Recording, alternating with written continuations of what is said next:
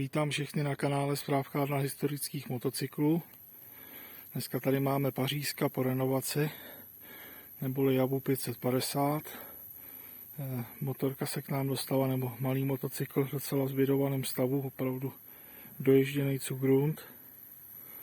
Všechny držáky, ať to byl držák sedla, motoru, doraz řízení, spodní držáky motoru, všechno bylo upadaný. Plechy provrtaný, ostřihaný, zadní blatník pohnilej, předek pohnilej, prsíčka dobitý, motor se musel vyvářet, dole, že jo, ta klasika, ten držák stupaček upadlej, všechno omačkaný, míka odřený. Taková ta klasika, prostě doježděný úplně do mrtě. Je to rok 57, takhle teda v současné době vypadá. Na motocyklu je namontovaný zapalování vape na přání zákazníka, takže to i krásně chytá. Můžeme si to nastartovat. Tak. Trošku mu cupneme. Já ho vemu rukou. Tak. Přepneme polohu a měl by jít.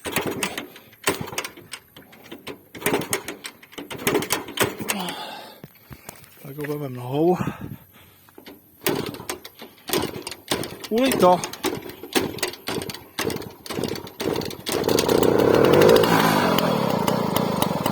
Ulitej, hajzlík. No.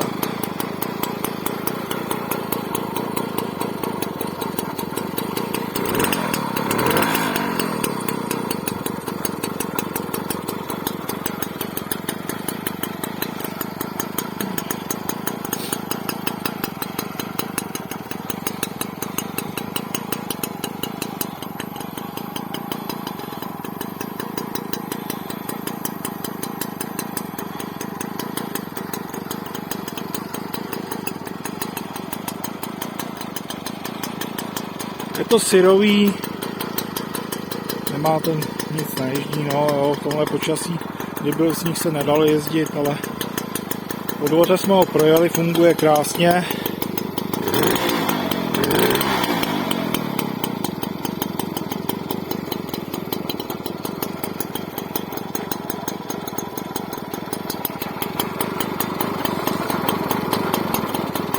Jdeme benzín.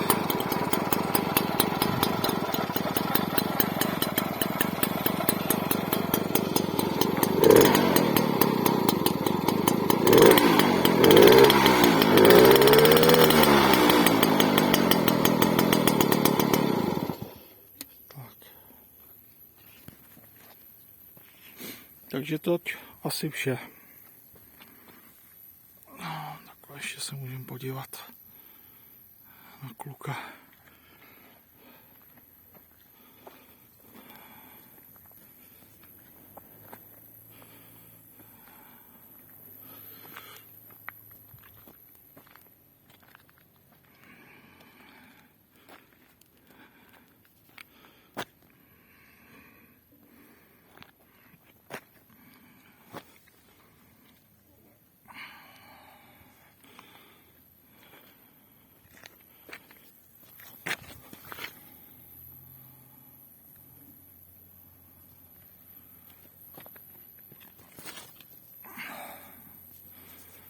Tak jo, mějte se fajn, někdy zase příště.